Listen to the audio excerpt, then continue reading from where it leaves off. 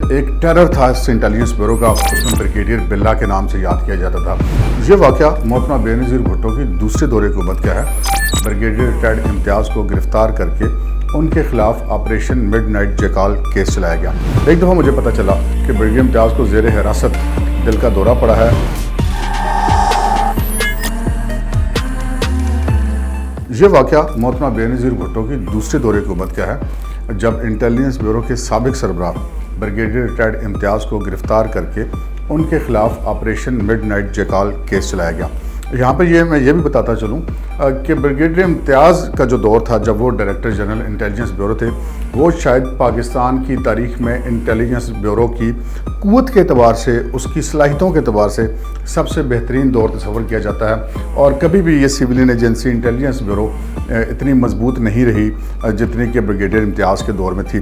اس وقت ایک ٹیرر تھا اس انٹیلیجنس بیورو کا، اور جو اس کے چیف تھے بریگیڈیئر امتیاز، ان کو عوام کے لوگوں میں جو مختلف طبقات زندگی تھے اس میں بریگیڈیئر بلّہ کے نام سے یاد کیا جاتا تھا۔ بریگیڈیئر امتیاز operation mid night jackal case کا ان کے اوپر الزام لگایا کہ انہوں نے یہ آپریشن کیا اور محترمہ بےنظیر بھٹو کی پہلی حکومت کو انہوں نے ختم کیا، اس کا تختہ الٹنے میں مرکزی کردار ادا کیا۔ جب محترمہ بےنظیر بھٹو کی دوبارہ حکومت آئی تو بریگیڈیئر امتیاز کے خلاف یہ کیس قائم کیا گیا اور ان کو پابند سلاسل کر دیا گیا۔ میں اس وقت ایک نوجوان رپورٹر تھا، ابھی چند ہی سال ہوئے تھے مجھے رپورٹنگ شروع کیے ہوئے، اور وہ دور الیکٹرانک میڈیا کا دور نہیں تھا، پرنٹ میڈیا کا دور تھا۔ جب بریگیڈیئر امتیاز جیسی قداور شخصیت کا جب کیس شروع ہوا تو شروع میں تو تمام اخبارات کے جو رپورٹرز تھے وہ ان کی کوریج کے لیے آیا کرتے تھے، لیکن اس کے بعد جب وقت جو گزرتا گیا اور یہ ایک معمول بن گیا تو پھر صرف میں ہی وہ واحد رپورٹر تھا جو بریگیڈیئر امتیاز کو کور کرنے کے لیے جایا کرتا تھا، اور اس کے بعد میں ہی وہ خبریں جو ہیں وہ اپنے دیگر ساتھی رپورٹرز کو شام کو دے دیا کرتا تھا۔ اخبار کا زمانہ تھا، کوئی جلدی تو ہوتی نہیں تھی خبر دینے کی، کیونکہ چھپنی تو اگلے دن ہی ہوتی تھی، اخبار تو اگلے دن مارکیٹ میں آنا ہوتا تھا۔ ان کے ساتھ میرا ایک ذاتی ایک قسم کا تعلق بھی بن گیا، کیونکہ میں واحد رپورٹر تھا جو ان کو کور کرتا تھا۔ ان کی جو بھی اخبار نویسوں سے گفتگو ہوتی تھی وہ میری وساطت سے ہی تمام اخبارات کو پہنچتی تھی۔ ایک ذاتی تعلق ان سے بنا۔ ایک دفعہ مجھے پتہ چلا کہ بریگیڈیئر امتیاز کو زیر حراست دل کا دورہ پڑا ہے اور انہیں جو پاک فوج کا انسٹیٹیوٹ آف کارڈیالوجی ہے راولپنڈی میں، اس میں وہاں پر انہیں شفٹ کر دیا گیا ہے۔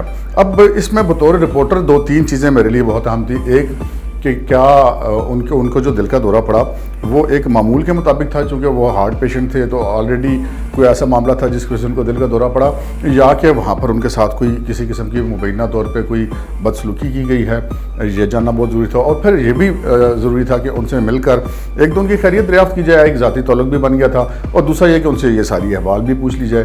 اب میرے سامنے ایک بہت بڑا ٹارگٹ تھا، وہ تھا بریگیڈیئر امتیاز سے، کیونکہ وہ ہسپتال میں بھی تھے تو زیر حراست تھی، وہاں پر ان سے ملنا میرے لیے ایک بہت بڑا ٹارگٹ تھا، کیونکہ بریگیڈیئر امتیاز کو AFIC کے اندر وہاں پہ وہ موجود تھے ایک VIP روم میں، کیونکہ وہ پاک فوج کے سابق بریگیڈیئر تھے تو وہ انٹائٹلڈ تھے وہاں، تو اس وجہ سے ان کو وہاں لے جایا گیا۔ جب وہ وہاں پر گئے تو اب ان سے ملنا ایک پہاڑ تھا میرے لیے، کہ وہاں پہ جو اتنی ساری ایجنسیاں ہوں گی، FIA کے لوگ ہوں گے، جیل حکام ہوں گے، تو ان سے کیسے ملا جائے۔ اب ایک مشکل تھی میرے لیے، میں نے اس کا حل سوچا اور ایک بندہ وہاں پہ اندر نکالا جو کہ اندر سٹاف ممبر تھا، کہ مجھے یہ بتا دے کہ وہ بریگیڈیئر امتیاز صاحب ہیں کس جگہ پہ، کس فلور پہ، کس کمرے میں ہیں۔ تو انہوں نے مجھے بتایا کہ جو فلاں فلور کے فلاں وارڈ کے فلاں روم نمبر میں موجود ہیں۔ اب چونکہ ویسے تو وہ ایک ہاسپٹل ہے، ان کی ایک ملاقات کی ٹائمنگ ہے، میں اس ملاقات کی اوقات میں وہاں پر پہنچا، لیکن بریگیڈیئر امتیاز صاحب سے ملنے کے تو پابندی تھی، ان سے تو مل نہیں سکتا تھا۔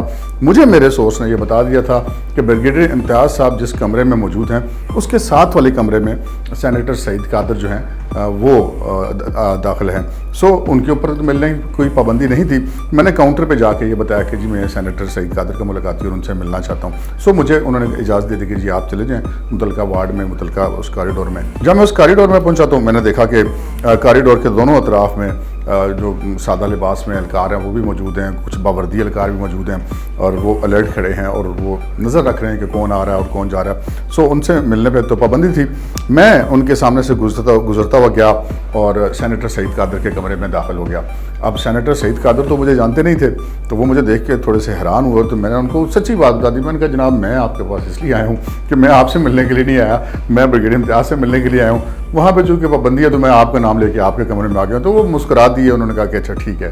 اس کے بعد میں ہر 1-2 منٹ کے بعد نا اس کاریڈور میں جھانکتا تھا اور کہ ان اہلکاروں کی دھیان کس طرف ہے۔ تو ایک موقع ایسا آیا کہ وہاں پر جو اہلکار تھے ان میں سے کسی نے اخبار پکڑا ہوا تھا اور وہ باقی اہلکاروں کو کوئی خبر دکھا رہا تھا، تو ان جو 4-5 لوگ تھے ان کی نظر اس اخبار کے پیج پر تھی. تو میں ایک دم سینیٹر سعید قادر کے کمرے سے نکل کے بالکل ساتھ والے دروازے میں بریگیڈیئر امتیاز کا جو کمرہ تھا جس میں وہ موجود تھے، زیر علاج تھے، وہاں پر جا کے داخل ہو گئے. وہ مجھے دیکھ کر وہاں حیران رہ گئے اور انہوں نے پوچھا تم مجھ تک پہنچے کیسے ہو؟ تو میں نے بتایا جی بس جیسے تیسے پہنچ گیا، آپ سنائیں آپ کی طبیعت کیسی ہے. سو میں نے ان سے خیریت بھی دریافت کی، ان کی بیماری کی وجوہات بھی دریافت کی، موجودہ ان کی پوزیشن بھی دریافت کی، اور وہ کوئی اگر بیان دینا چاہتے تھے اس حوالے سے تو وہ بھی میں نے اس کے پوائنٹس نوٹ کیے اور جیب میں ڈال لیے. اب معاملہ یہ تھا کہ اب میں نے واپس بھی نکلنا تھا. اگر بریگیڈیئر امتیاز کے کمرے سے نکلوں گا تو وہ پھر ایک میرے لیے مسئلہ بنے گا.